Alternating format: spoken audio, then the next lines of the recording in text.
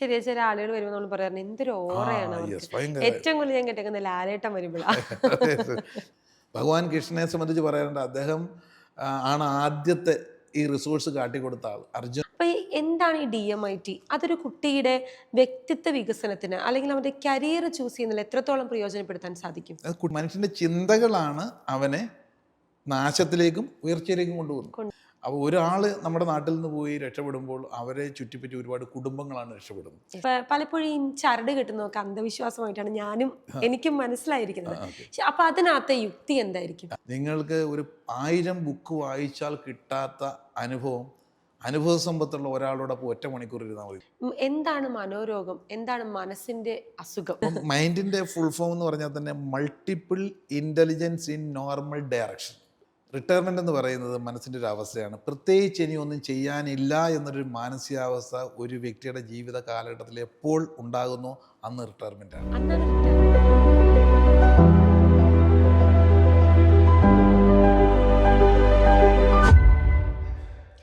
നമസ്കാരം, ഞാൻ അന്ന സൂസൻ. സ്പാർക്കിന്റെ ഒരു പുത്തൻ എപ്പിസോഡിലേക്ക് ഹാർദമായ സ്വാഗതം. എപ്പോഴും സ്പാർക്കിന്റെ ഹോട്ട് സീറ്റിൽ കഥ പറയാനിരിക്കുന്നവർ ബിസിനസ് ചെയ്ത് വളർന്നവരായിരിക്കാം, ഒന്നുമില്ലായ്മയിൽ നിന്നും ഉണ്ടായി വന്നവരായിരിക്കാം, ഒരു 0 to ഹീറോ സ്റ്റോറി ഉള്ളവരായിരിക്കാം. എന്നാൽ ഇന്ന് അതിൽ നിന്നൊക്കെ വ്യത്യസ്തമായിട്ട് നമുക്ക് നമ്മുടെ മെൻ്റൽ ഹെൽത്തിന് എത്രത്തോളം പ്രാധാന്യമുണ്ട്, അതിനെ സ്പിരിച്വലി കണക്ട് ചെയ്യുന്നത് എങ്ങനെ, അതിനെക്കുറിച്ചൊക്കെ ഒരുപാട് സ്റ്റഡി നടത്തി താൻ നടത്തിയ സ്റ്റഡികൾ വെച്ചിട്ട് ആ അറിവ് മറ്റുള്ളവർക്ക് പകർന്നു കൊടുക്കുന്ന ഒരു നല്ല വ്യക്തിത്വത്തിൻ്റെ ഉടമയാണ് ഇന്ന് എൻ്റെ ഒപ്പം സ്പാർക്കിൻ്റെ ഹോട്ട് സീറ്റിൽ കഥ പറയാനിരിക്കുന്നത്.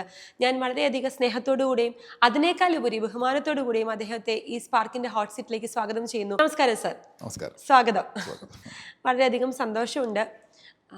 ഇന്റർവ്യൂ തുടങ്ങുമ്പോൾ തന്നെ ആൾക്കാർ ചിലപ്പോൾ ചിന്തിച്ചേക്കാം, അന്നമ്മ ദേ നരേന്ദ്രമോദി സാറിന് ഇന്റർവ്യൂ എടുത്തോ. തമ്മിൽ കാണുമ്പോൾ ആളുകളുടെ ചിന്ത ചിലപ്പോൾ അതായിരിക്കാം. ഭയങ്കര സിമിലാരിറ്റി, ഡ്രസ്സിങ്, സ്പെക്സ് പലരും പറയാറുണ്ട്, പലരും ചോദിക്കാറുണ്ട് ഇടയ്ക്ക് പുറത്തേക്ക്. അതെ. സാറിന്റെ സ്വദേശം എവിടെയാണ്? ഞാൻ ജനിച്ചു വളർന്നതൊക്കെ കുട്ടനാട്, ആലപ്പുഴ ജില്ലയിലെ തകഴി എന്ന് പറയുന്നത്. തകഴിയിലാണ്. വളരെ പ്രഗത്ഭനായ ഒരു വ്യക്തിയുടെ നാടാണ് ശിവശങ്കരപ്പിള്ള. അതെ. പക്ഷേ പ്രവർത്തന മണ്ഡലം എല്ലാം കർമ്മമണ്ഡലം എറണാകുളം ആണ് ബേസ് ആയിട്ട്. ഒരുപാട് വർഷം, 35 വർഷമായിട്ട് ഇവിടെ തന്നെ സെറ്റിലായിരിക്കുന്നത്. കൂടാതെ ദുബായിലും ട്രിവാൻഡ്രത്തും ഒക്കെ നമ്മുടെ സെന്ററുകളുണ്ട്. പെർമനന്റ് ആയിട്ട് കൊച്ചിക്കാരനാണ്. അതെ. എങ്ങനെയാണ് ഒരു വിദ്യാഭ്യാസം എന്ന് പറയുന്നത്?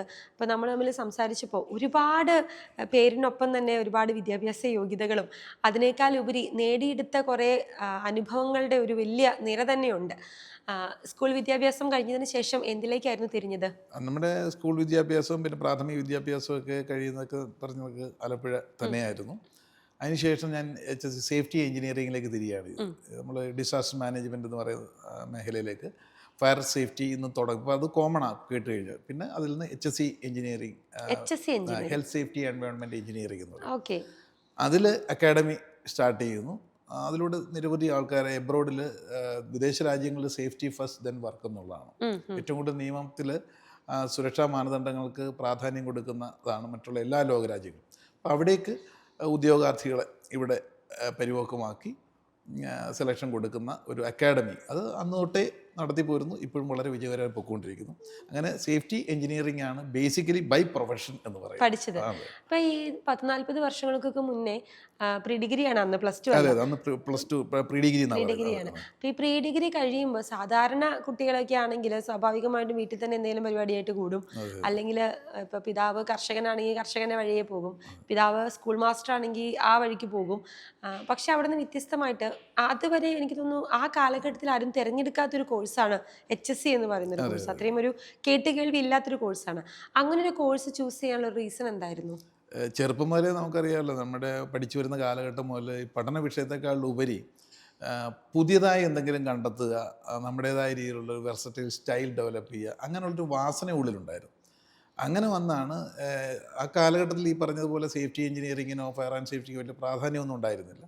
പക്ഷേ എന്നിരുന്നാൽ തന്നെ കാലഘട്ടം മാറുന്നതനുസരിച്ച് ഇങ്ങനെയുള്ള സുരക്ഷാ മാനദണ്ഡങ്ങൾക്ക് ഒരുപാട് പ്രാധാന്യം ഉണ്ടാകും എന്നുള്ളൊരു ചിന്താഗതി ഉണ്ടായിരുന്നു. അതിൻ്റെ ഭാഗമായിട്ട് അന്ന് തൊട്ട് ഇതിലേക്ക് പുതിയത് പരീക്ഷിക്കുക എന്നുള്ള ഒരു താല്പര്യം അന്ന് തൊട്ടുണ്ട്. അങ്ങനെ ഇറങ്ങി തിരിച്ച് വളരെ സ്ട്രഗിളിലൂടെ തന്നെയാണ് മുന്നോട്ട് പോകുന്നത്. പിന്നീട് ഇറങ്ങിത്തിരിക്കുന്ന റിസൾട്ട് വരാൻ തുടങ്ങിയപ്പം അതിനെ കൊള്ളാം എന്ന് തോന്നി. പിന്നെ അതിനെ നമുക്ക് പഠിച്ച കാര്യങ്ങളെ, മനസ്സിലാക്കിയ കാര്യങ്ങളെ അത് മറ്റുള്ളവർക്കും കൂടെ ഒന്ന് പഠിപ്പിച്ചു കൊടുത്തു കഴിഞ്ഞാൽ എങ്ങനെ ഉണ്ട് എന്നുള്ള ഒരു താല്പര്യം വരും. ഒരു ജയപ്രകാശിൽ ഒതുങ്ങാതെ ഒരുപാട് ജയപ്രകാശം പരത്താം എന്നുള്ളത്. ഇപ്പൊ ഈ HSC കോഴ്സ് കഴിഞ്ഞിട്ട് ജോലിക്ക് കയറിയോ അതോ ഓൺട്രപ്രണർഷിപ്പ് ഉള്ളിൽ ഉണ്ടായിരുന്നത് കൊണ്ട് ഫസ്റ്റ് തന്നെ ജോലിക്ക് പോവാണോ ചെയ്തത്? ഇല്ല, ഓൺട്രപ്രണർഷിപ്പ് തന്നെയായിരുന്നു. ആദ്യം മുതൽ തന്നെ അക്കാഡമി ആയിട്ട് തന്നെ തുടങ്ങി. ഈ പറയുന്ന എക്യുപ്മെൻസിൻ്റെ സെയിൽസും സർവീസും അങ്ങനെയൊക്കെയുള്ള കാര്യങ്ങളായിരുന്നു ആദ്യം. പിന്നെ അതിനെ എങ്ങനെ ഒരു അക്കാഡമിക് തലത്തിലേക്ക് ഉയർത്താം എന്നുള്ള ചിന്തയിലേക്ക് വന്നു.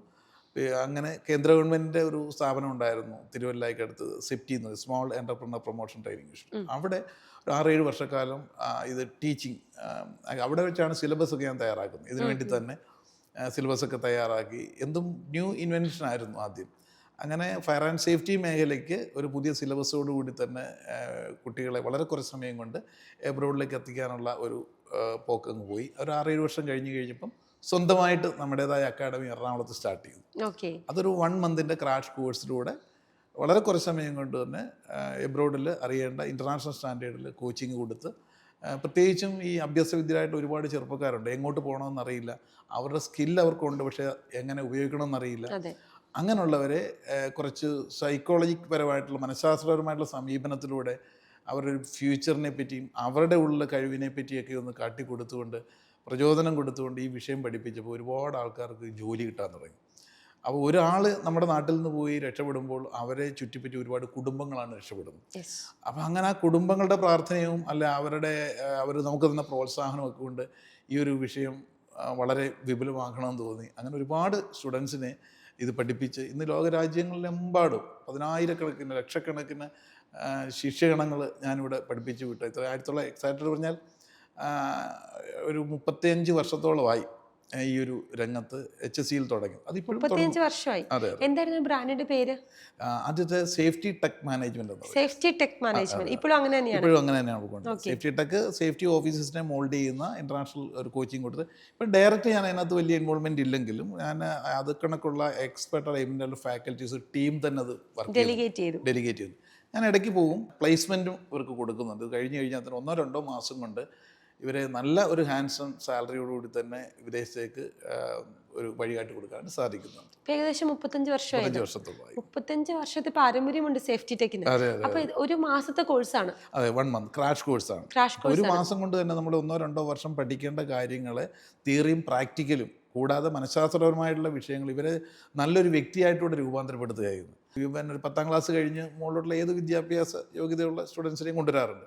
അപ്പോൾ ഇവിടെ ഫ്രീ ഹോസ്റ്റലൊക്കെയാണ്, എൻ്റെ സ്വന്തം അക്കാഡമിയാണ്, ബിൽഡിങ്ങൊക്കെ ആയതുകൊണ്ട് അവിടെ താമസിച്ച് പഠിപ്പിച്ച് ജോലിയിലാക്കി വരെ കൊടുക്കുന്ന ഒരു തലത്തിലേക്കാണ് ഇപ്പോൾ സേഫ്റ്റി ടെക് കൊണ്ടിരിക്കുന്നത്. ഓക്കെ, അടിപൊളി. ഏകദേശം എത്ര കുട്ടികളെ നമ്മൾ പഠിപ്പിച്ചിറക്കിയിട്ടുണ്ടാവും? അയ്യോ, ഓർക്കാൻ പറ്റത്തില്ല. ഓരോ ബാച്ച് കഴിയുമ്പോഴും അടുത്ത ബാച്ചിലേക്കുള്ളവരെ ഇവർ തന്നെയാണ് കൊണ്ടുവരുന്നത്. കാരണം ഒരാൾ പോയി രക്ഷപ്പെട്ട് കഴിയുമ്പോൾ അവർ പറഞ്ഞറിഞ്ഞ് അവരുടെ സുഹൃത്തുക്കളെയും ബന്ധുക്കളെയൊക്കെ ഇങ്ങോട്ട് വിടുന്ന ഒരു മൗത്ത് ടു മൗത്ത് പബ്ലിസിറ്റിയുടെ വലിയൊരു ഗ്രേസ് നമ്മുടെ സെൻ്ററുണ്ട്. അതുകൊണ്ട് തന്നെ വലിയ പബ്ലിസിറ്റി ഒന്നും കൊടുക്കാറില്ല.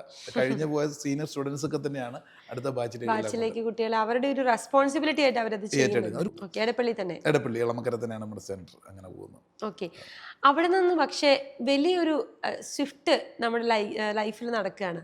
അതുവരെ ഒരു സേഫ്റ്റി പഠിപ്പിക്കുന്ന ഒരു അധ്യാപകൻ അല്ലെങ്കിൽ അതുമായിട്ട് റിലേറ്റ് ചെയ്ത് വരുന്ന ഒരു കോഴ്സ് പഠിപ്പിക്കുന്ന അധ്യാപകൻ പെട്ടെന്ന് അവിടുത്തെ ഒരു സ്പിരിച്വൽ സയൻസ് എന്ന് പറയുന്ന മേഖലയിലേക്ക് കൺവേർട്ട് ആവുകയും ആ ഒരു മേഖലയിൽ അതാണ് തൻ്റെ പ്രവർത്തന മണ്ഡലം എന്ന് കുറച്ചുകൂടി തിരിച്ചറിയുകയും ചെയ്യുന്ന ഒരു കാലഘട്ടമാണ് പിന്നീട് നമ്മൾ കാണുന്നത്. എവിടെ നിന്നായിരുന്നു അങ്ങനെ ഒരു സ്പിരിച്വൽ സയൻസ് അല്ലെങ്കിൽ സ്പിരിച്വാലിറ്റി എന്ന് പറയുന്ന ആ ഒരു കാര്യം നമുക്ക് ഉണ്ടായി വരുന്നത്? ആക്ച്വലി നമ്മളുടെ എല്ലാവരുടെ ഉള്ളിലും ഒരു സ്പിരിച്വൽ കൺസെപ്റ്റ് ഉണ്ടാവുമല്ലോ. പിന്നെ എൻ്റെ ഒരു കുടുംബ പശ്ചാത്തലം എന്ന് പറയുന്നത് അത്തരത്തിലൊരു ആത്മീയതയുടെ ഒരു കൺസെപ്റ്റുള്ള ഒരു പാരമ്പര്യമുണ്ടായിരുന്നു. കുടുംബക്ഷേത്രങ്ങളും കാവുകളും. അപ്പോൾ ചെറുപ്പം മുതലേ നമ്മൾ അത് കണ്ടാണ് വളർന്നത്. ആധ്യാത്മികമായ ഒരു ചായ്വുണ്ടായിരുന്നു. പക്ഷെ അന്നും ഇതിൻ്റെയൊക്കെ പിന്നിലെ രഹസ്യം എന്തെന്ന് ഒരു തോന്നൽ അല്ലെ ചോദ്യം ഉള്ളിൽ നിന്ന് വരുമായിരുന്നു. ഈ പൂജകളും കാര്യങ്ങളും ഒക്കെ ചെയ്യുമ്പോൾ അതിൻ്റെ പിന്നിലെ ശാസ്ത്രീയ വശം എന്ത്, അതിൻ്റെ സയൻസ് എന്ത് എന്നുള്ള ഒരു ചോദ്യം എപ്പോഴും കിടപ്പുണ്ടായിരുന്നു. അതിൻ്റെ അന്വേഷണമായിട്ട് ഇങ്ങനെ പോകുന്നതോടൊപ്പം പഠനങ്ങളൊക്കെ നടത്തി പിന്നെ ഞാൻ പഠിപ്പിച്ചുകൊണ്ടിരിക്കുന്ന വിഷയത്തിലേക്ക് പതുക്കെ ഇത് കൊണ്ടുവരാൻ തുടങ്ങി. കാരണം കുട്ടികളെ മനസ്സൊന്ന് മാറ്റിയെടുക്കണമെന്നുണ്ടെങ്കിൽ സൈക്കോളജിക്ക് കൂടുതൽ പ്രാധാന്യം കൊടുത്തുകൊണ്ട് ഞാൻ കൂടുതൽ സൈക്കോളജിയുടെ പഠനം തുടങ്ങി. അപ്പോൾ സൈക്കോളജിയും സ്പിരിച്വൽ സയൻസും കൂടെ വെച്ച് ബ്ലെൻഡ് ചെയ്തുകൊണ്ട് കുട്ടികൾക്ക് ക്ലാസ് എടുക്കാൻ തുടങ്ങിയപ്പം അത് അവരിൽ പറഞ്ഞറിയിക്കാൻ പറ്റാത്ത ഡ്രാസ്റ്റിക് ചേഞ്ച് വരുന്നതാണ്. ഇവർ ടോട്ടലി ഒരു നല്ല വ്യക്തിത്വങ്ങളായി മാറുകയും കൂടെ ചെയ്തു. പ്രൊഫഷനായിട്ട് പഠിക്കാൻ വന്നെങ്കിലും നല്ലൊരു ക്യാരക്ടറായിട്ട് ഇവർ മാറുകയും കൂടെ ചെയ്തു കഴിഞ്ഞപ്പോൾ അത് വലിയ ഈ സമൂഹത്തിൻ്റെ ഒരു മാറ്റം വരുത്താൻ പറ്റുന്നൊരു വിഷയമാണല്ലോ എന്നെടുത്തു. പിന്നെ സൈക്കോളജിയിലും സ്പിരിച്വൽ സയൻസിനും കൂടുതൽ ശ്രദ്ധ ഊന്നാൻ തുടങ്ങി. അങ്ങനെ ഒരുപാട് തലങ്ങളിലൂടെ സാർ പറഞ്ഞ 2 വാക്ക്, ഒന്ന് സൈക്കോളജിയും 2 സ്പിരിച്വൽ സയൻസും. ആദ്യത്തെ വാക്ക് നമുക്ക് എല്ലാവർക്കും അറിയാം. എന്താണ് ഈ സ്പിരിച്വൽ സയൻസ്? യെസ് അതായത് നമ്മൾ കേട്ടിട്ടുണ്ട് ആധ്യാത്മികത എന്ന് കേട്ടിട്ടുണ്ട്, ആത്മീയത എന്ന് കേട്ടിട്ടുണ്ട്. പറഞ്ഞു വരുമ്പം പലപ്പോഴും ഇങ്ങനെ മാറി പറയുന്നെങ്കിലും അതിൻ്റെ ഡിഫറൻസിയേഷൻ എന്താണെന്ന് കറക്റ്റ് അറിയില്ല ആൾക്കാർ. ആധ്യാത്മികത എന്ന് പറഞ്ഞാൽ നമ്മൾ ആത്മീയതയിലേക്ക് എത്തുന്നതിന് ആവശ്യമായിട്ടുള്ള ഒബ്ജക്റ്റീവ് ബേസിലുള്ള ആക്ടിവിറ്റികളാണ്. ഇപ്പം നമ്മൾ ആത്മീയ ഗ്രന്ഥങ്ങൾ പാരായണം ചെയ്യുന്നു, അല്ലെങ്കിൽ അത്തരത്തിലുള്ള ക്ഷേത്രങ്ങളിലോ പള്ളികളിലോ ഒക്കെ ദേവാലയങ്ങളിൽ പോകുന്നു, ആരാധനാനുഷ്ഠാനങ്ങളുടെ ചിട്ടവട്ടത്തിൽ വെച്ചുകൊണ്ടുള്ള കാര്യങ്ങളാണ് ആധ്യാത്മികത. അതിൻ്റെ ഉള്ളിലുള്ള സയൻസാണ് ആത്മീയത. അപ്പോൾ സ്പിരിച്വൽ സയൻസ് എന്ന് പറയുമ്പം ഈ ആധ്യാത്മികതയിൽ നമ്മൾ ചെയ്യുന്നതിൻ്റെ പിന്നിലുള്ള തത്വം. അപ്പോൾ എൻ്റെ ഒരു സാധാരണ ഞാൻ ഈ ടോപ്പിക്ക് ദേവാലയങ്ങളിലേക്ക് ക്ഷേത്രങ്ങളിലൊക്കെ സ്പിരിച്വൽ ഡിസ്കോഴ്സ് അല്ലെങ്കിൽ പ്രഭാഷണങ്ങളൊക്കെ ചെയ്യാൻ പറയും. എൻ്റെ ഒരു വിഷയമാണ് ഭക്തിയും യുക്തിയും മുക്തിയും. ഭക്തിയും യുക്തിയും മുക്തിയും. യെസ്, നമ്മളെല്ലാവരും അടിസ്ഥാനപരമായിട്ട് ചെയ്യുന്ന ഭക്തിയുടെ പിന്നിൽ അതിൻ്റെ ഉള്ളിൽ യുക്തി എന്ത്, ആ യുക്തി നേടിയാലേ മുക്തി കിട്ടുള്ളൂ. മുക്തി എന്ന് പറഞ്ഞാൽ ഫലം കിട്ടുകയുള്ളൂ. അല്ലെങ്കിൽ ഇപ്പോഴത്തെ കാലഘട്ടം നമ്മളെപ്പോഴും ഭക്തിമാർഗത്തിലാണ്. ഈ ലോക ജനതയിൽ ഒരു 95% ആൾക്കാർ ഏതെങ്കിലും വിധത്തിലുള്ള വിശ്വാസങ്ങളിലൂടെ ഭക്തിയിലൂടെയാണ്, സ്പിരിച്വാലിറ്റിയിലൂടെ. പക്ഷെ അതിൻ്റെ ഉള്ളിലുള്ള യുക്തി അറിയുന്നില്ല. ആ യുക്തി അറിഞ്ഞ് ചെയ്യുമ്പോഴാണ് റിസൾട്ട് ഉണ്ടാകുന്നത്, മുക്തി കിട്ടുകയുള്ളൂ. അപ്പം ദാറ്റ് ഈസ് സ്പിരിച്വൽ സയൻസ്. എൻ്റെ ക്യൂരിയോസിറ്റിക്ക് ചോദിക്കട്ടെ, ഇപ്പം പലപ്പോഴും നമ്മളിപ്പം ഇപ്പം എല്ലാ മതവിഭാഗക്കാരാണെങ്കിലും അവർക്ക് എല്ലാവർക്കും ഒരു വിശ്വാസങ്ങളുണ്ടാവും. ഇതിനെയൊക്കെ ഒരു വിഭാഗം ആളുകൾ, ഈ പറയുന്ന യുക്തിവാദികൾ, യുക്തിക്ക് വേണ്ടി വാദിക്കുന്നവർ, ഇവര് പറയുന്നത് അന്ധവിശ്വാസങ്ങൾ എന്നാണ് പറയുന്നത്. അപ്പൊ പലപ്പോഴും ഈ ചരട് കെട്ടുന്നതൊക്കെ അന്ധവിശ്വാസമായിട്ടാണ് എനിക്കും മനസ്സിലായിരിക്കുന്നത്. അപ്പൊ അതിനകത്തെ യുക്തി എന്തായിരിക്കും? അതായത് ഇന്ന് ഒരു കുട്ടി ചിലപ്പം ഒരാൾ പേടിയാണ്, 2-3 ദിവസമായി ഉറങ്ങിയിട്ടാണ്. കാരണം ഭയമാണ്, രാത്രി ഇങ്ങനെ പ്രേതം വരുമോ, പിശാച് വരുമോ, ഭയമുണ്ട്. അത് ഒരുപക്ഷെ ചെറുപ്പത്തിൽ മുതൽ കേട്ട് വളർന്ന ആ കഥകളുടെ എഫക്റ്റ് ആയിരിക്കാം. അല്ലെങ്കിൽ എന്തെങ്കിലും കണ്ട് പേടിച്ചു, അവനൊന്നും ഉറങ്ങാൻ പറ്റുന്നില്ല, 2-3 ദിവസമായി ഉറങ്ങിയിട്ട്. അപ്പം ഇതെന്താണ്, വല്ല ബാധയാണോ എന്നൊക്കെ തോന്നുന്നുണ്ടാവും.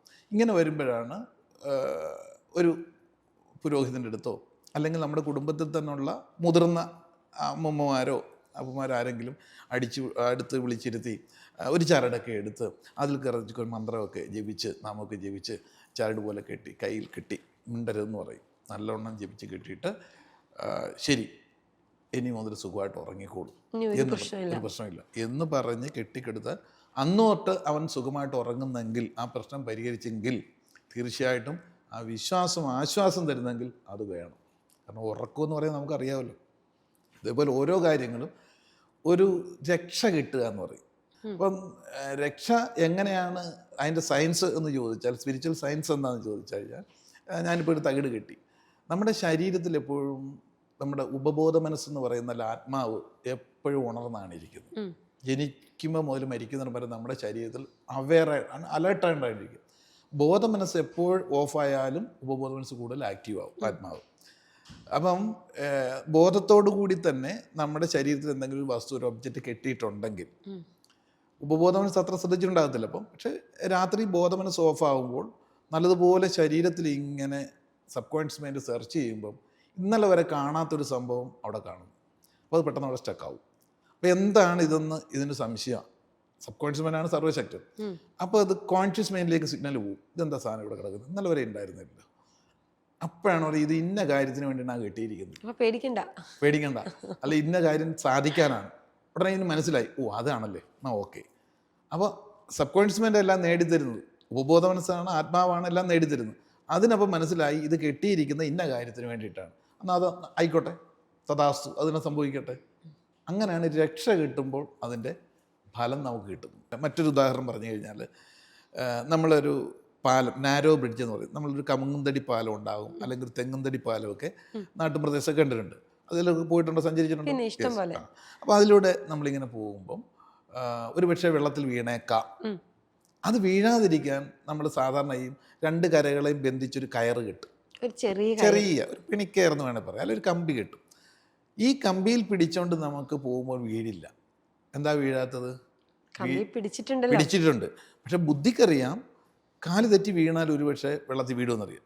വള്ളി പൊട്ടും. വള്ളി പൊട്ടും ബുദ്ധിക്കറിയാം, പക്ഷെ വീഴില്ല. കാരണം ഇത് കാരണം വീഴ്ത്തില്ല എന്ന നമ്മുടെ വിശ്വാസമാണ് വീഴ്ത്താതിരിക്കുന്നത്.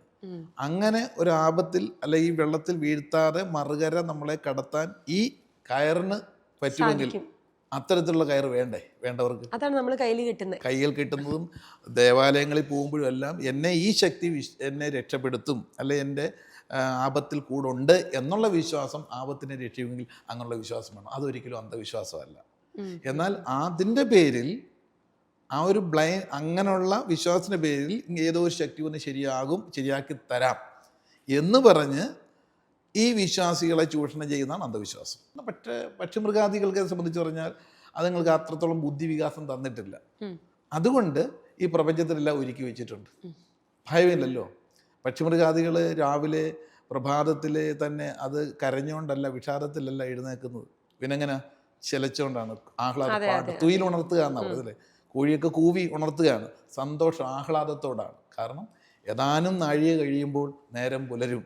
അവിടെ എനിക്കുള്ള എല്ലാം ഒരുക്കി വെച്ചിട്ടുണ്ട്, ടെൻഷനേ ഇല്ല. പക്ഷെ ചിന്തിക്കാൻ കഴിവുള്ള മനുഷ്യൻ രാവിലെ തൊട്ട് ടെൻഷൻ, നേരം വെളുത്തല്ലോ, ഇത്തരത്തിൽ ഉത്കണ്ഠയല്ല. അപ്പോൾ മനുഷ്യൻ്റെ ചിന്തകളാണ് അവനെ നാശത്തിലേക്കും ഉയർച്ചയിലേക്കും കൊണ്ടുപോകുന്നത്. ഈ കറക്റ്റ് ഡയറക്ഷൻ കൊണ്ടുപോകുക എന്നുള്ളതാണ് സ്പിരിച്വാലിറ്റിയുടെ അടിസ്ഥാന തത്വം. ആ ചിന്തയിലൂടെ എന്തും നമ്മളിലേക്ക് അട്രാക്ട് ചെയ്തെടുക്കാൻ സാധിക്കുന്നു എന്നുള്ളത്. അപ്പോൾ എങ്ങനെയാണ് ഇപ്പോൾ സാർ ആദ്യം പറഞ്ഞു സാറിൻ്റെ അടുത്ത് ഈ HSC കോഴ്സ് പഠിക്കാൻ വന്ന കുട്ടികളുടെ അടുത്താണ് ഇത് ആദ്യം എക്സ്പെരിമെന്റ് ചെയ്ത് നോക്കുന്നു. ഇവരിത് ലൈഫിൽ നല്ല വ്യക്തികളായി മാറുന്നത് റിയലൈസ് ചെയ്തു വന്നു. ഒരു വ്യക്തിയുടെ ജീവിതത്തിൽ എങ്ങനെയാണ് ഈ സ്പിരിച്വൽ സയൻസ് എഫക്ട് ചെയ്യുന്നതും അവർക്കൊരു നല്ല വ്യക്തിയായി മാറാൻ സാധിക്കുന്നതും? അതായത് സ്പിരിച്വാലിറ്റി എന്ന് പറയുമ്പം നമ്മുടെ ഉള്ളിലുള്ള ഇൻഹറൻ്റ് ആയിട്ടുള്ള പവറാണ്. നമ്മൾ റിസോഴ്സ് എന്ന് കേട്ടിട്ടല്ലേ? വലിയ വലിയ കമ്പനികളിലൊക്കെ HR ഡിപ്പാർട്ട്മെൻറ്റ് തന്നെ ഉണ്ട്. എന്താ ഹ്യൂമൻ റിസോഴ്സ് ഡിപ്പാർട്ട്മെൻറ്റ്. ആ മാനവ വിഭവശേഷി എന്ന് പറയുന്നത് ഒരു വ്യക്തിയുടെ ഉള്ളിലുള്ള ആ റിസോഴ്സിനെ മാക്സിമം ഉപയോഗിക്കാൻ വേണ്ട സപ്പോർട്ടാണ് HR ഡിപ്പാർട്ട്മെൻറ്റുകൾ കൊടുക്കാറുള്ളത്. നമ്മുടെ ഉള്ളിൽ ഓരോരുത്തരുടെ ഉള്ളിൽ റിസോഴ്സ് ഉണ്ട്. ആ റിസോഴ്സിനെ നമുക്ക് കാണാൻ പറ്റാവുന്നതാണ് പ്രശ്നം.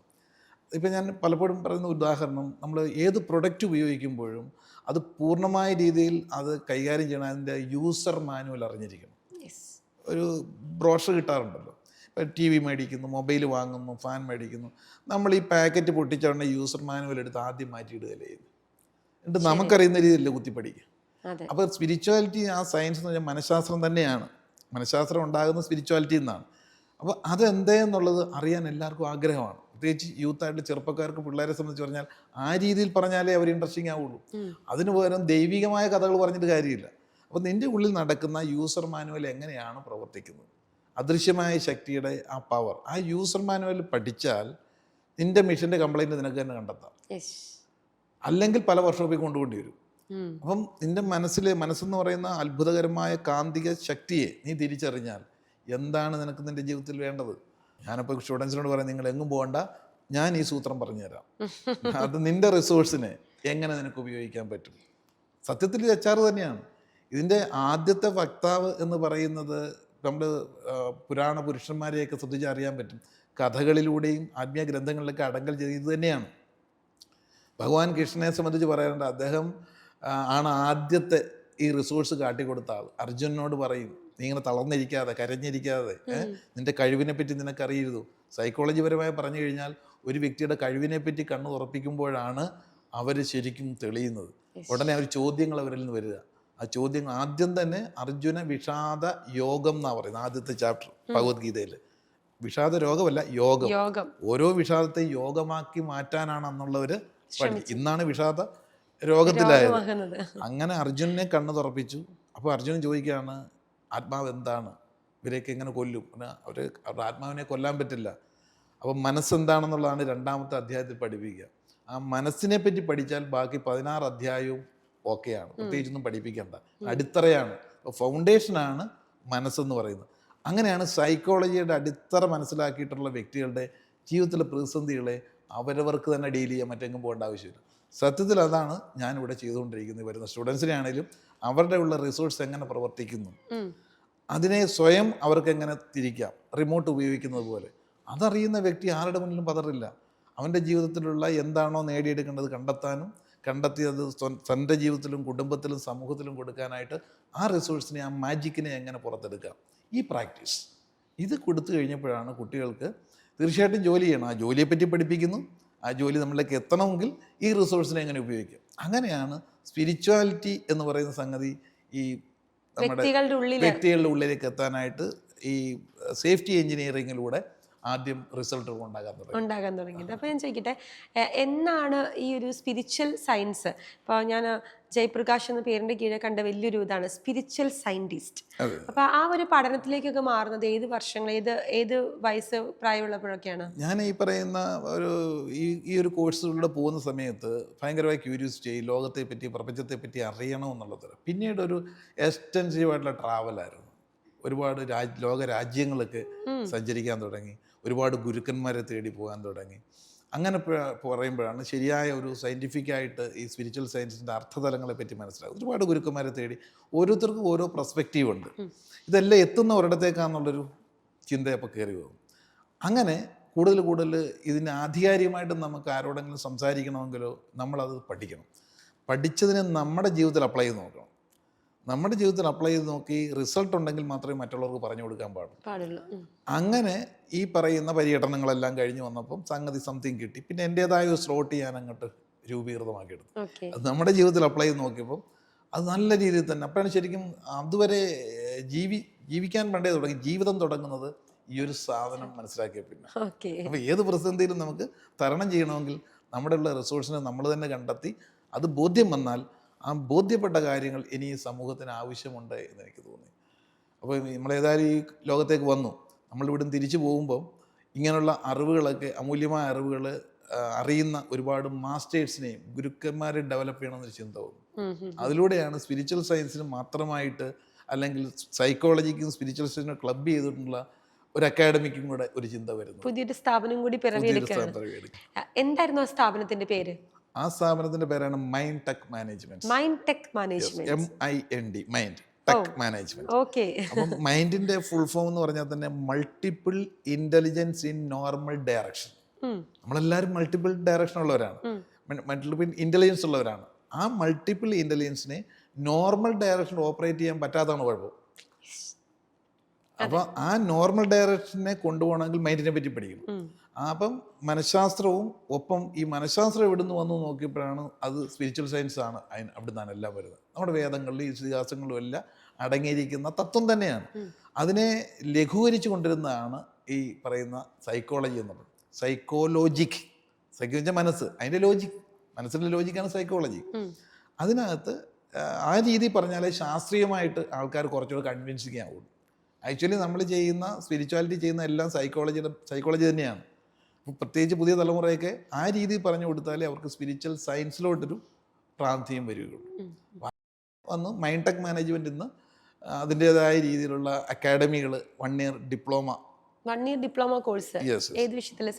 സൈക്കോളജിയും സ്പിരിച്വൽ സയൻസും ഈ ഹീലിങ്ങും എല്ലാം ഉൾപ്പെടുത്തിക്കൊണ്ട് 1 year diploma in hypnotic counselling and wellness എന്ന് പറയുന്ന സംഗതി.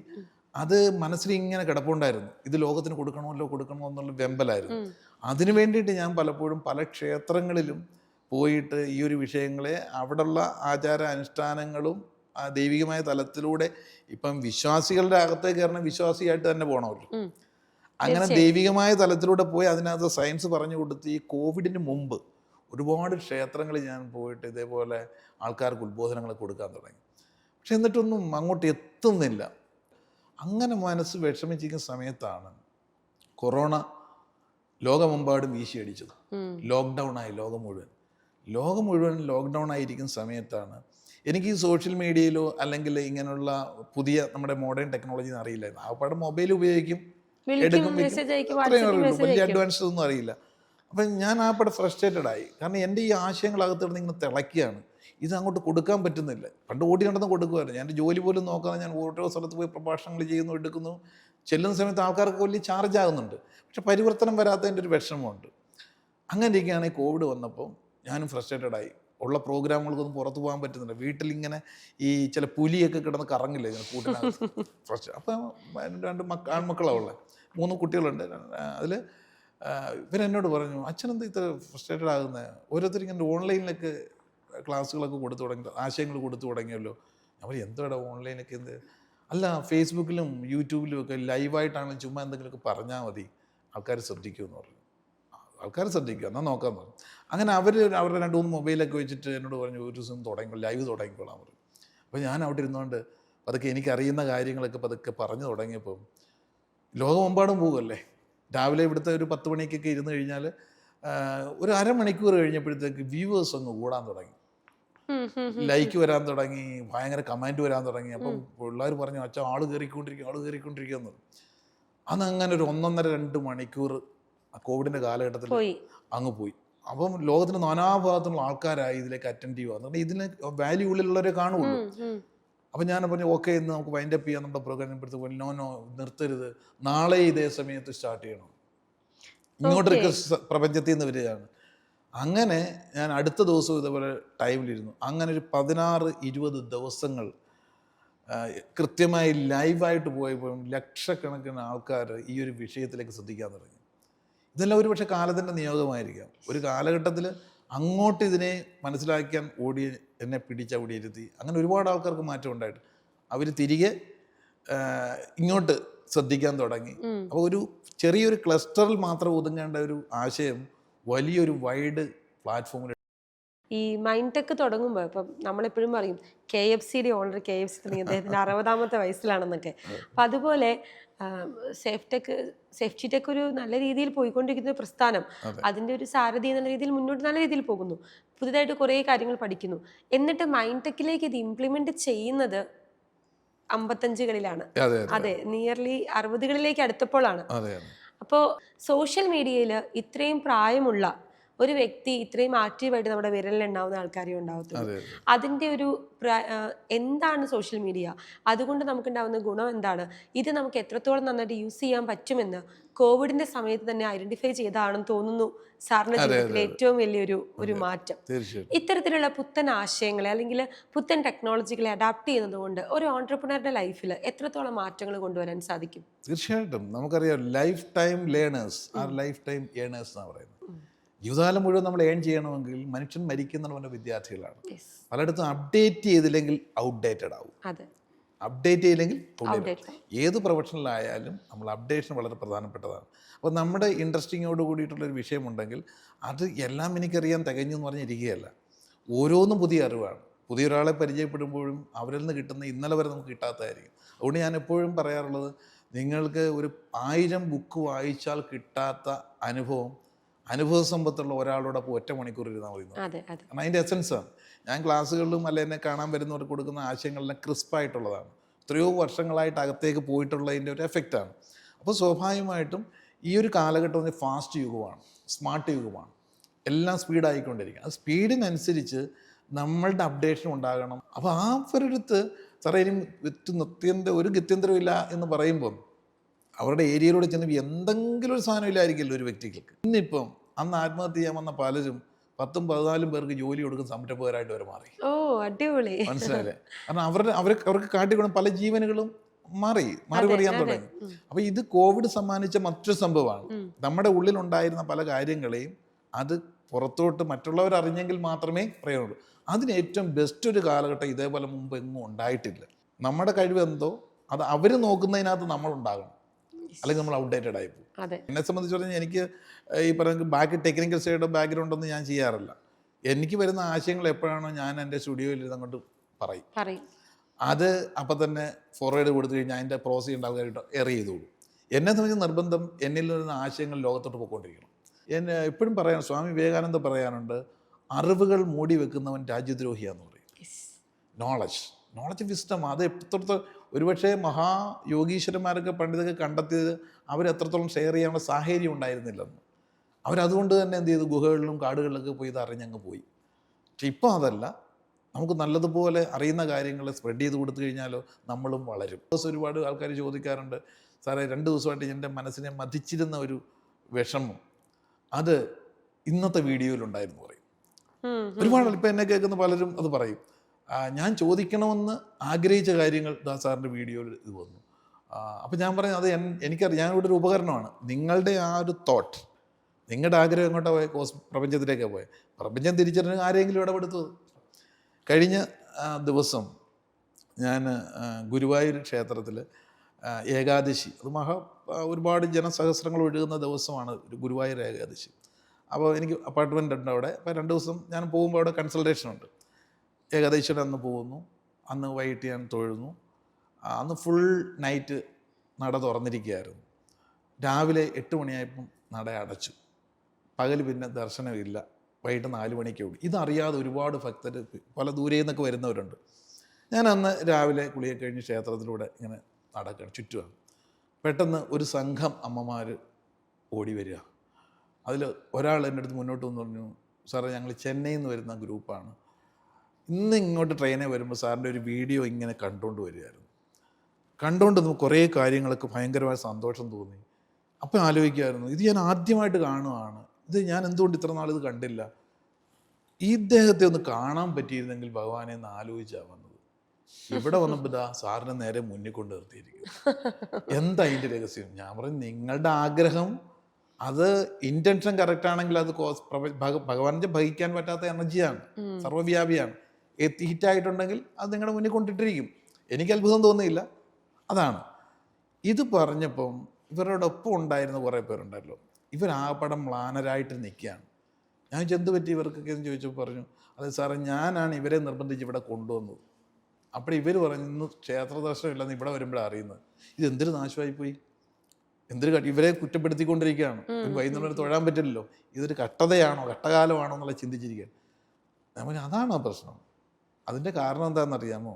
നമ്മുടെ ജീവിതത്തിൽ ഇപ്പോൾ അനുഭവിക്കുന്ന പല ക്ലേശങ്ങളും ദുരിതങ്ങളും നമ്മുടെ ജീവിതത്തിൽ നമ്മളായിട്ട് ചെയ്തൊന്നും അല്ല. ക്ലേശങ്ങളെ ക്ലേശം കൊണ്ടാണ് ബാലൻസ് ചെയ്യേണ്ടത്. നമ്മളൊരു പാമ്പ് കടി ഏറ്റെന്ന് വിചാരിക്കുക, പാമ്പ് വിഷത്തിനുള്ള പ്രതിവിധി എന്താ? പാമ്പിൻ്റെ വിഷം തന്നെയാണ്, ആജീവനം അല്ലേ? അപ്പോൾ ക്ലേശങ്ങൾ നമ്മുടെ ജീവിതത്തിൽ തീരണമെങ്കിൽ മറ്റൊരു ക്ലേശം കൊണ്ടേ ബാലൻസ് ചെയ്യാൻ പറ്റുള്ളൂ.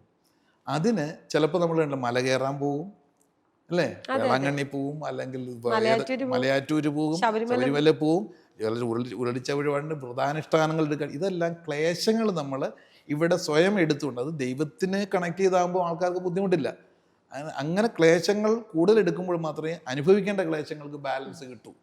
പ്രത്യേകിച്ച് അത് ദേവസന്നിധിയിലാകുമ്പോൾ ഇത് കണക്ക് ഭാഗ്യം പിന്നെ എന്ത് വേണമെന്ന് പറഞ്ഞപ്പം അവർ സന്തോഷത്തോടെ കണ്ണു നിറയെ. അപ്പോൾ ഇതെല്ലാം ദാറ്റ് ഈസ് സ്പിരിച്വൽ സയൻസ് എന്ന് പറയുന്നത്. നമ്മൾ സാഹചര്യങ്ങളും സന്ദർഭങ്ങളും കൊണ്ട് കണക്ട് ചെയ്ത് അത് ആ ഉള്ളിൽ ആ എസൻസ് ഉള്ളവർക്ക് അത് മനസ്സിലാവുള്ളൂ. നമ്മൾ ഈ സ്പിരിച്വൽ സയൻസിൽ നിന്ന് മാറി സൈക്കോളജി എന്ന് പറയുന്ന ഡിപ്പാർട്ട്മെന്റിലേക്ക് വരുവാണെങ്കിൽ, ഇപ്പം ഇന്ന് രാവിലെ നമ്മളിപ്പോൾ ഇന്ന് ഷൂട്ട് ചെയ്യുന്നത് December 10th. ഈ വീഡിയോ എടുക്കുന്ന രാവിലെ നമ്മൾ കേരളം ഉണർന്നത് ഒരു പെൺകുട്ടിയുടെ മരണവാർത്ത അറിഞ്ഞിട്ടാണ്. ചിത്രപ്രിയ എന്ന് പറയുന്ന ഒരു കുട്ടിയുടെ മരണവാർത്ത. ആൺ സുഹൃത്തിനൊപ്പം ബൈക്കിൽ രാത്രി പോയൊരു കുട്ടി വീടിന് 1 കിലോമീറ്റർ അപ്പുറേ മരണപ്പെട്ട് കിടക്കുന്നു. മദ്യത്തിന് പുറത്ത് അവൻ കുട്ടിയെ തലയ്ക്ക് അതിക്രൂരമായി അടിച്ചു കൊന്നതാണ്. ഇങ്ങനെയുള്ള ന്യൂസുകൾ കേട്ടാണ് എല്ലാ ദിവസവും നമ്മൾ രാവിലെ എഴുന്നേൽക്കുന്നത്. പണ്ടുണ്ടായിരുന്നോ എന്ന് ചോദിച്ചാൽ ഉണ്ടായിരുന്നു. അത് ചിലപ്പോൾ മീഡിയയുടെ പ്രസൻസ് ഇത്രയും ഇല്ലാതിരുന്നുകൊണ്ടായിരിക്കും നമ്മളിലേക്കൊന്നും ഒരുപാട് എത്താതിരുന്നത്. എന്നിരുന്നാൽ കൂടി ഇന്ന് ഈ പറയുന്ന മയക്കുമരുന്നിൻ്റെയും അല്ലെങ്കിൽ ഈ പറഞ്ഞ മദ്യത്തിൻ്റെയും ഒക്കെ അടിമകളായിട്ടും മെൻ്റൽ കൺട്രോൾ, അവർ നമ്മുടെ മൈൻഡിൻ്റെ കൺട്രോൾ പോയി കുട്ടികൾ വേറൊരു മാനസികമായ തലങ്ങളിലേക്ക് പോകുന്നുണ്ട്. ഈ ഒരു പുതിയ ജനറേഷൻ ഇതിൽ നിന്ന് മാറ്റിക്കൊണ്ട് വരാനായിട്ട് നമുക്ക് എന്തൊക്കെ കാര്യങ്ങൾ ചെയ്യാൻ സാധിക്കും? ബോധവൽക്കരണം തന്നെയാണ് ഒരു ടൂളായിട്ട് ഉപയോഗിക്കുന്നതെങ്കിലും കതിരെ കൊണ്ട് വളം വെച്ചിട്ട് കാര്യമില്ല എന്ന് പറയും. ഈ കഴിഞ്ഞ വർഷം ഈ മദ്യത്തിനും മയക്കുമരുന്നിൻ്റെ അതിപ്രസരം സ്കൂൾ തലത്തിലോട്ടൊക്കെ ഒരുപാട് എത്തിയപ്പം വളരെ പെട്ടെന്ന് ഗവൺമെൻറ് ഉണർന്ന് ഒരു ലഹരി മുക്ത കേരളം എന്നുള്ള ഒരു ടൈറ്റിലിൽ അധ്യാപകരെയും ഈ സൈക്കോളജി രംഗത്തുള്ള ആൾക്കാരെയും പോലീസിനെയും എക്സൈസിനെയൊക്കെ സംഘടിപ്പിച്ചുകൊണ്ട് ഒരു മാരത്തോൺ പോലൊരു പ്രോഗ്രാം, ബോധവൽക്കരണ പരിപാടികൾ നടത്തി. അന്ന് ഞാനൊരു ഫാക്കൽറ്റി ആയിരുന്നു അതിനകത്ത്. അത് ഞാനിപ്പോൾ പറഞ്ഞത് വളരെ ഇങ്ങനെ ഇഷ്യൂ ഉണ്ടാകുന്ന സമയത്ത് മാത്രം കുറച്ച് ഒരു ബോധവൽക്കരണം നടത്തിയിട്ടൊന്നും കാര്യമില്ല. ഒന്ന്, ഈ കുട്ടികൾ വളർന്നു വരുമ്പോൾ തന്നെ അവരുടെ ബിഹേവിയറിൽ സ്ഥായിയായ സോളിഡായിട്ടുള്ള ഒരു മെൻ്റൽ സ്ട്രെങ്ത് ഡെവലപ്പ് ചെയ്ത് കൊടുക്കാൻ പേരൻറ്റിങ്ങിൽ പറ്റുന്നില്ല. അടി കിട്ടിക്കൊണ്ടിരുന്നപ്പോൾ ഉണ്ടായിരുന്ന റെസ്പെക്റ്റ് ഇപ്പം ഇല്ല. നമ്മുടെയൊക്കെ ഉള്ളിൽ പണ്ടും ഉടയാത്ത വിഗ്രഹങ്ങൾ പോലെ പല അധ്യാപകർ ഇപ്പോഴും ഉണ്ടല്ലേ. തീർച്ചയായിട്ടും അങ്ങനെ ഒരു കൾച്ചറിൽ വളർന്നിട്ടുള്ളവർക്ക് പുറമെ എത്ര അതിപ്രസരം ഉണ്ടെന്ന് പറഞ്ഞാലും ഏക്കില്ല. അവനവൻ തന്നെ അവനവനെ കൺട്രോൾ ചെയ്യുക എന്നുള്ളത്. അപ്പോഴത്തെ കുറേയൊക്കെ ലെവൽ വിട്ടിരിക്കും. പല പേരൻസും നമ്മുടെ അടുത്തേക്ക് കൊണ്ടുവരാറുണ്ട് ഒരുപാട് ഈ പറയുന്ന യൂത്തിനെയും കൊണ്ട്. വിളിച്ചാൽ വരില്ല. 2 അക്രമാസക്തരാകുന്നു, പിന്നെ ഈ അപക്വമായിട്ടുള്ള റിലേഷൻഷിപ്പുകൾ, ഇതിലേക്കൊക്കെ പൊയ്ക്കൊണ്ടിരിക്കുന്ന ഒരു കാലഘട്ടത്തിൽ അവനവനെ പ്രൊട്ടക്റ്റ് ചെയ്യാനുള്ള ഒരു മെൻ്റൽ സ്ട്രെങ്ത് നേടുക എന്നുള്ളത് തന്നെയാണ്. ഞാൻ എപ്പോഴും പറയുന്നത്, ഈ LKG UKG first 5th standard വരെയുള്ള കുട്ടികളുടെ പേരൻസിനെ ശരിയായ ബോധവൽക്കരണം കൊടുക്കണം, പേരൻറ്റിങ്ങിലൂടെ. യെസ്, കാരണം വെച്ചാൽ ഒരു ചെടിയാണേലും വളർന്നു വരുമ്പം തണ്ട് മൂക്കുന്നതിന് മുമ്പാണ് വളച്ച് വളർത്താം, അല്ലേ? മൂത്ത് കഴിഞ്ഞാൽ പോയി. അത് മിറർ ചെയ്യാണ് കുട്ടികൾ ആ പ്രായത്തിൽ. 10 വയസ്സ് വരെ കുട്ടികൾ പുറമേ നിന്ന് കാണുന്നതും കേൾക്കുന്നതും ഒപ്പിയെടുക്കുകയാണ്, സ്പോഞ്ച് വെള്ളം വലിക്കുന്നവർ. അപ്പോൾ ഒപ്പിയെടുക്കേണ്ട ആരെയാ? മാതാപിതാക്കളെയാണ് ആദ്യം. ഓക്കെ, ഇപ്പോൾ നമ്മൾ സംസാരിച്ചപ്പോൾ പറഞ്ഞു DMITയുടെ വാല്യൂസ്, അതായത് ഇപ്പോൾ പലപ്പോഴും മക്കളെ അപ്പൻ്റെ അമ്മയുടെ ആഗ്രഹത്തിനാണ് പഠിപ്പിക്കുന്നത്. ഇതുകൊണ്ടായിരിക്കും ഇവർക്ക് ഈ വർക്ക് സ്ഥലത്ത് ഇത്രയും പ്രഷർ വരുന്നത്, ഇവർ ഇഷ്ടപ്പെട്ട് ചെയ്യാത്തത് കൊണ്ടായിരിക്കും. അവിടെയാണ് ഈ DMITക്ക് വളരെ ഒരു പ്രാധാന്യമുണ്ട്. നമ്മൾ ഏർലി സംസാരിച്ചപ്പോൾ നമ്മൾ ഡിസ്കസ് ചെയ്തു. അപ്പോൾ എന്താണ് ഈ DMIT? അതൊരു കുട്ടിയുടെ വ്യക്തിത്വ വികസനത്തിന് അല്ലെങ്കിൽ അവരുടെ കരിയർ ചൂസ് ചെയ്യുന്നതിൽ എത്രത്തോളം പ്രയോജനപ്പെടുത്താൻ സാധിക്കും? കുട്ടികളുടെ മുതിർന്നവരുടെ ഇപ്പം നമ്മുടെയൊക്കെ ഉള്ളിൻ്റെ ഉള്ളിൽ ഇൻഹറൻ്റായ ചില സ്കില്ലുണ്ട്, നൈപുണത എന്ന് പറയുന്നത്. ഏത് വ്യക്തിയുടെ ഉള്ള ആ സ്കില്ലിൻ്റെ പാത്തിൽ നമ്മൾ എത്തുമ്പോൾ അവിടെ മാത്രമേ നമ്മൾ പാഷനേറ്റീവ് ആകുന്നു, സന്തോഷത്തോടെ ചെയ്യാൻ പറ്റുള്ളൂ. ഏത് കാര്യം ഇഷ്ടത്തോടെ ചെയ്യുന്നിടത്താണ് സക്സസ് എന്ന് പറയുന്നത്. പലരും പല ജോലിയിൽ ഇപ്പോൾ എത്തപ്പെട്ടത് അതിൻ്റെ ഉള്ളിലുള്ള സ്കില്ലുമായിട്ട് മാച്ചൊന്നുമല്ല, ജീവിക്കാൻ വേണ്ടി ജോലിക്ക് പോകുന്നു. അത് ഏറ്റവും കൂടുതൽ സ്ട്രെസ് ഉണ്ടാക്കുന്ന കാര്യമാണ്. അപ്പോൾ ആദ്യം തന്നെ നമ്മുടെ സ്കിൽ എന്താണെന്ന് കണ്ടെത്താൻ സാധിച്ചാൽ അത് വളരെ നല്ല കാര്യമാണ്. അതിനാണ് ഡെർമിറ്റോഗ്രാഫിക് മൾട്ടിപ്പിൾ ഇൻ്റലിജൻറ്റ് ടെസ്റ്റ് എന്നാണ്. ഡെർമിറ്റ്സ് എന്ന് പറഞ്ഞാൽ ഈ ഔട്ടർ സ്കിൻ, ഇതിലുള്ള പാറ്റേൺ ഉണ്ടല്ലോ, ഇതൊരിക്കലും മാറുന്നില്ല. അതുകൊണ്ടാണ് പണ്ട് കൈ നോക്കി ഹസ്തരേഖാശാസ്ത്രം എന്ന് പറയുന്നത്, അതൊരു ശാസ്ത്രം. ഇത് നോക്കി ചിലർ കൃത്യമായ രീതി നിർണ്ണയിക്കും എന്താണ് ഇതിൻ്റെ പിന്നിലുള്ള ഒരു മനഃശാസ്ത്രം എന്നുള്ളതിനെ സംബന്ധിച്ച്. ശാസ്ത്രലോകം ചിന്തിച്ചു, റിസർച്ചുകളൊക്കെ നടത്തി ഈ ഫിംഗർ പ്രിൻറ്റ് പാറ്റേണുകളെ അനലൈസ് ചെയ്യാൻ തുടങ്ങി. ഒരേ പാറ്റേണുകൾ പോലും. അപ്പോൾ മനസ്സിലായി ഒരേ പാറ്റേണുകൾ ആർക്കും ഇല്ല, ഒരാളെ പോലെ ഒരാൾ മാത്രമേ ഉള്ളൂ. എവരി പേഴ്സൺ ഈസ് യൂണിക് എന്നാണ് പറയുക. അപ്പോൾ അതുകൊണ്ട് തന്നെ അവരുടെ ഇൻ്റലിജൻസും വ്യത്യസ്തമായിരിക്കും. ഈ ബ്രെയിനിൻ്റെ വേവും തരംഗങ്ങളും അല്ലെങ്കിൽ പ്രിൻറ്റും ഈ പ്രിൻറ്റും ഡയറക്റ്റ് കണക്ഷനാണെന്ന് മനസ്സിലാകുന്നത് ഫിംഗർ ടിപ്സിൽ. അതുകൊണ്ടാണ് വ്യക്തികളെ ഐഡൻറ്റിഫൈ ചെയ്യാനായിട്ട് ഈ ഫിംഗർ പ്രിൻറ്റ് അനലൈസ് ഒക്കെ നടത്താറുണ്ട്. നമ്മുടെ പാസ്പോർട്ടിലും ആധാർ കാർഡിലും നമ്മളെ കണക്ക് നമ്മളേ ഉള്ളൂ. അപ്പോൾ ഇങ്ങനെ ഫിംഗർ പ്രിൻ്റ് അടിസ്ഥാനത്തിൽ ഒരു വ്യക്തിയുടെ ക്വാളിറ്റി, ഫിംഗർ പ്രിൻറ്റ് 10 വിരലിൻ്റെയും സ്കാൻ ചെയ്തെടുത്ത് ഒരു ഫയലായിട്ട് 10-35 പേജുള്ളത് കിട്ടും. ഒരു വ്യക്തിയുടെ ലേണിംഗ് സ്കിൽ എവിടെ കിടക്കുന്നു, ഏത് രംഗത്ത് എത്താൻ പറ്റും, ഏകദേശം ഒരു ചിലർക്ക് 3-4 ഏരിയയിലുണ്ടാവും സ്കില്ല്. അത് കണ്ടെത്തി കഴിഞ്ഞാൽ തീർച്ചയായിട്ടും അവിടേക്ക് എത്താനുള്ള ഒരു ഗൈഡ് ലൈനും വേണം. ഇപ്പം നമ്മുടെ കഴിവ് കണ്ടെത്തിയിട്ട് കാര്യമില്ല, ഇപ്പോൾ ഉള്ള ബിഹേവിയർ മാറ്റിയാലേ പറ്റുള്ളൂ. അപ്പം അതിന് വേണ്ടിയിട്ടുള്ളൊരു മെൻറ്ററിങ് കൂടെ വേണം.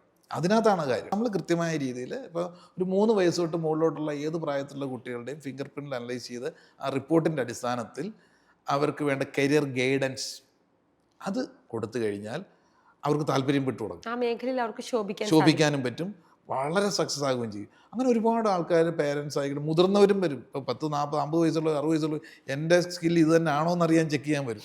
അവിടെ കൊണ്ട് മാറുന്നവരുമുണ്ട്. അപ്പോൾ ഏത് പ്രായത്തിലുള്ളവർക്ക് ഈ DMIT ടെസ്റ്റ് എടുത്തു കഴിഞ്ഞാൽ യഥാർത്ഥത്തിൽ അവരുടെ ഉള്ള ടാലൻ്റ് എന്താണെന്ന് കണ്ടെത്താനും അതിലേക്ക് എത്താൻ വേണ്ട ഗൈഡ് ലൈൻസും. അപ്പോൾ അത് ഓൺലൈനും നമ്മൾ കൊടുക്കുന്നുണ്ട്, ഓഫ്ലൈനും ഉണ്ട്. ഓഫ്ലൈന് എറണാകുളം സെൻറ്ററിലേ കൊടുക്കാറുള്ളൂ. അല്ലെങ്കിൽ ഓൺലൈനിലാണെങ്കിൽ വിദേശത്തുള്ളവർക്ക് പലരും ചോദിക്കുമ്പോൾ നമ്മൾ ഇവിടുന്ന് അതിൻ്റെ സോഫ്റ്റ്വെയർ അയച്ചു കൊടുക്കും. അത് ഇംപ്രഷൻ എടുത്ത് തിരിച്ചയച്ചു കഴിഞ്ഞാൽ അതിൻ്റെ PDF അയച്ചു കൊടുക്കും.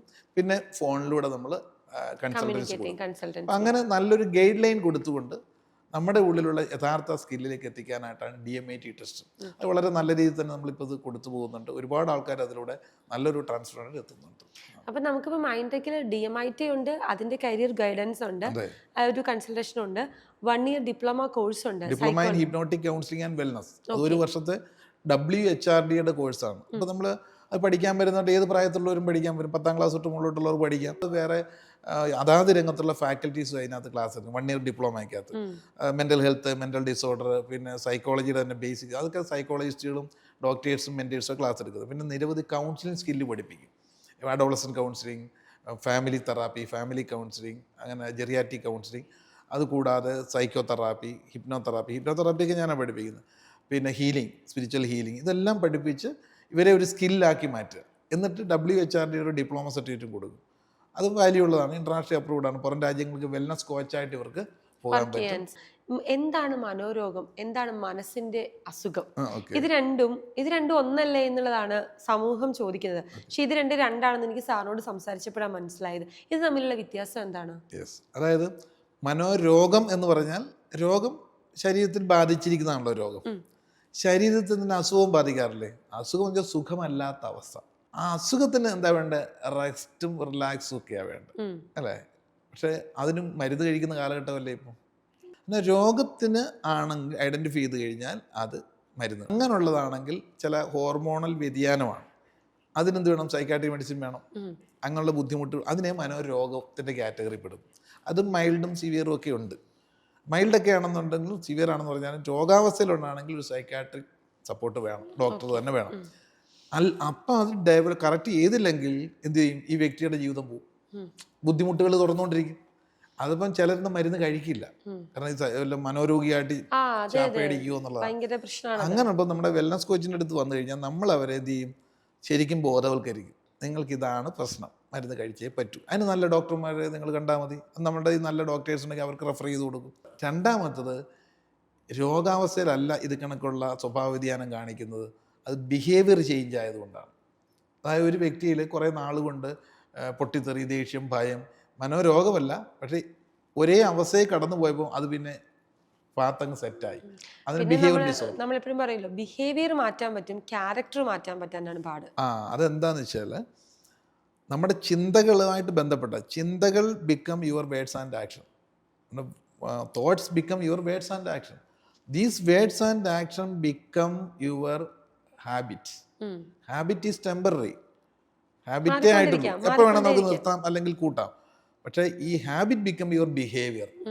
This behaviour become your character. നമ്മൾ വ്യക്തിത്വത്തെയാണ്. അപ്പോൾ ഈ ക്യാരക്ടർ എവിടെ നിന്ന് വന്നു? ബിഹേവിയറിൽ. ഒരാളുടെ ക്യാരക്ടർ എന്താണോ ദാറ്റ് ഈസ് ദെയർ ഡെസ്റ്റിനി. ഒരു വ്യക്തി ഒരു പ്ലാറ്റ്ഫോമിൽ എത്തിയിട്ടുണ്ടെങ്കിൽ അതിൽ നിന്നും അയാളുടെ അനുഭവങ്ങളുടെ അനുസരിച്ച് ചിന്തയെ വരുള്ളൂ. അതുകൊണ്ടാണ് പലപ്പോഴും ഫെയില്യൂറായിട്ടുള്ള പ്ലാറ്റ്ഫോമിൽ എത്തിയിട്ടുള്ളവർ എപ്പോഴും ഫെയില്യൂറിലേക്ക് പോകും. എന്നാലോ പോസിറ്റീവായിട്ടുള്ള ആൾക്കാർ ഏത് നെഗറ്റീവിൽ ഒരു പോസിറ്റീവ് കാണുന്ന തിങ്കിങ് ആയിരിക്കും അവർ ആ പ്ലാറ്റ്ഫോം. അതുകൊണ്ട് സക്സസേഴ്സ് എപ്പോഴും സക്സസ് ആയിക്കൊണ്ടിരിക്കും. അതുകൊണ്ട് പറയാറുണ്ട്, അവനെ ദൈവം പന പോലെ വളർത്തുന്നു, അവരുടെ ചിന്താഗതിയാണ് വളർത്തുന്നത്. അപ്പോൾ അതിനെ റീക്രിയേറ്റ് ചെയ്യണമെങ്കിൽ ബിഹേവിയർ തെറാപ്പി വേണം. മൂന്നാമത്തത്, ഈ രണ്ടുമല്ല, ഈ വ്യക്തിയിലേക്ക് അവരുടെ ചിന്തകൾ ബാധിച്ചിരിക്കുന്നത് ആ എനർജി ഫീൽഡിൽ പിടിക്കും. നമ്മുടെ ശരീരത്തിലെ എനർജിയാണല്ലോ, സോളിഡും ലിക്വിഡും എനർജിയാണ്.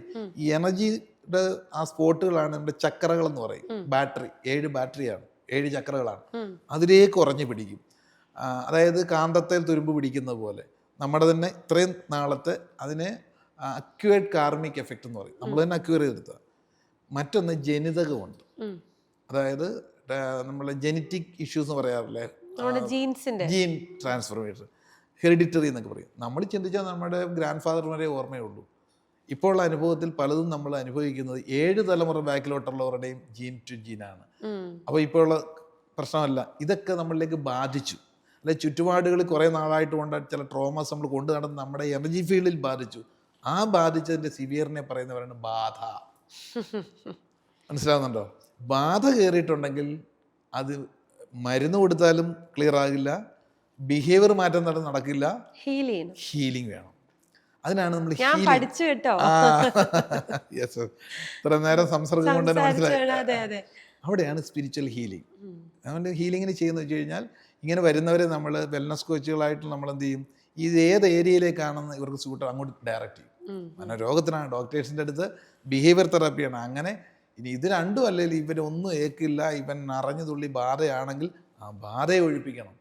അതിന് കാലങ്ങളായിട്ട് ഈ ചക്രകളിൽ അടിഞ്ഞുകൂടിയിരിക്കുന്ന കാർമിക് എഫക്റ്റിനെ ഹീൽ ചെയ്ത് കളയും. എന്നിട്ടോ അവരെ കൊണ്ട് തന്നെ എല്ലാ ദിവസവും ചെയ്യാൻ പഠിപ്പിക്കും. കാരണം ഒരു പ്രാവശ്യം കുളിപ്പിച്ചാൽ പോരല്ല, സ്വയം വീട്ടിൽ പോയി കുളിക്കണം. ഇതിന് വേണ്ടിയിട്ട് നമ്മൾ ഒരു 1 ഡേ പ്രോഗ്രാം വെക്കാറുണ്ട്. എല്ലാ മാസവും അവസാനത്തെ സൺഡേയിൽ രാവിലെ 9:30 തൊട്ട് വൈകിട്ട് 5 മണി വരെ എൻ്റെ സെൻറ്ററിൽ the art of inner healing എന്നാണ് പറയുന്നത്. Art of inner healing. സ്വയം നമ്മളെ ഹീൽ ചെയ്യാൻ നമ്മൾ പഠിക്കുക. നമ്മുടെ എനർജി ഫീൽഡ് ഡെവലപ്പ് ചെയ്ത് കഴിഞ്ഞാൽ കണക്റ്റഡ് ആണ്. അത് എത്രയോ കാലം കൊണ്ടും മനുഷ്യൻ്റെ ബുദ്ധിയിൽ അവർ മനസ്സിലാക്കിയ കാര്യങ്ങളാണ്. ഇതെല്ലാം സ്പിരിച്വൽ സയൻസിൽ നിന്ന് വരുന്നതാണ്. ഞാനിത് ഇത്ര ശാസ്ത്രീയമായിട്ട് പറഞ്ഞതേ ഉള്ളൂ. ഈ ഓറയിൽ മങ്ങലേറ്റ് കഴിഞ്ഞാൽ അതെടുത്ത് കളഞ്ഞു വരും. മങ്ങൽ മാറ്റിയാലോ ഓറ ക്ലെൻസ് ആയിട്ടുള്ള വ്യക്തികൾക്ക് എന്തെല്ലാം ഗുണമെന്നറിയാമോ? ഒന്ന്, ഇവരുടെ ഓരോ ദിവസവും ഇറങ്ങിത്തിരിക്കുന്ന കാര്യങ്ങളെല്ലാം സാധിക്കും. അതായത് ബുദ്ധിയുടെ ബുദ്ധിമുട്ട് മാറി നമ്മൾ ഇന്ന് പ്ലാൻ ചെയ്യുന്ന കാര്യങ്ങളിൽ നിന്നും പടപടയും നടക്കും. ഇന്നത്തെ മാത്രമല്ല നാളുകളിലേക്കുള്ളത് അഡ്വാൻസ് ആയിട്ട് നമുക്ക് ഇൻഡ്യൂഷൻ കിട്ടും. അപ്പോൾ ഇൻഡ്യൂഷൻ കറക്റ്റാകും, ബുദ്ധിമുട്ട് മാറും, പിന്നെ ഈ വ്യക്തികൾക്ക് വല്ലാത്തൊരു ആകർഷണ സ്വഭാവം ഉണ്ടാകും, അവരിലേക്ക് ആൾക്കാർ അട്രാക്റ്റ് ആവും, അവരുടെ പ്രസൻസ് വരുമ്പോൾ തന്നെ വല്ലാത്തൊരു ശാന്തി ഫീൽ ചെയ്യും. ശരിയാ, ചില ആളുകൾ വരുമ്പോൾ നമ്മൾ പറയാറുണ്ട് എന്തൊരു ഓറയാണ്. ഏറ്റവും കൂടുതൽ ഞാൻ കേട്ടേക്കുന്ന ലാലേട്ടൻ വരുമ്പോഴാണ്.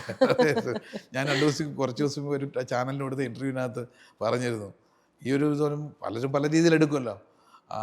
ശരിയാണ്, ചില സെലിബ്രിറ്റികളൊക്കെ വരുമ്പോൾ അവരുടെ അടുത്തിലേക്ക് ജനസഞ്ചയം ഇങ്ങനെ അടുത്ത് കൂടും. ഇനിയിപ്പോൾ ഇങ്ങനെ ഓരോ ഡെവലപ്പ് ചെയ്ത വ്യക്തികൾ ഒരു സാധാരണ അധികം തിരക്കൊന്നും ഇല്ലാത്തൊരു ഷോപ്പിൽ കയറി ഒരു സാധനം പർച്ചേസ് പോയാൽ മതി, അവിടേക്ക് പിന്നെ ആളിൻ്റെ തിരക്കായിരിക്കും.